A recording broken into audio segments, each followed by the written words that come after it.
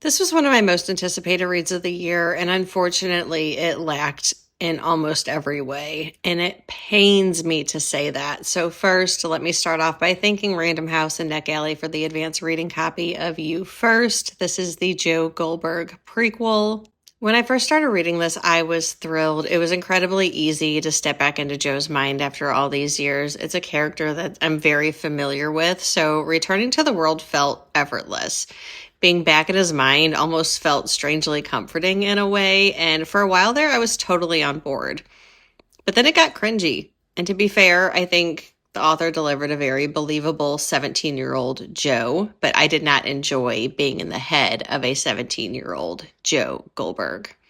There were a lot of Sex and the City references. What started as an occasional nod quickly turned into like full episode recaps. It was mildly amusing at first. Things started to become repetitive and dragged on for far too long. The same can be said for the constant 9/11 references and Joe's constant conversations with his.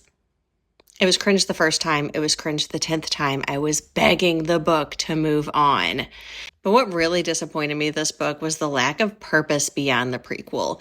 When you get an origin story for a villain, you expect to learn something new. You want deeper insight as to what shaped them and how they became who they are. And that's what I wanted from this book. And instead, I never felt like I got to know Joe any better than I already did. The thriller elements were missing. The tension was lacking. The character exploration never went deep enough to justify an entire prequel, and by the end, it just felt like a wasted chance to give readers insight into one of fiction's most fascinating villains. This just fell so short for me, and I was so disappointed. I hope others love it and can get that amazing prequel that they were looking for. It's just not what I wanted. Goodbye, you.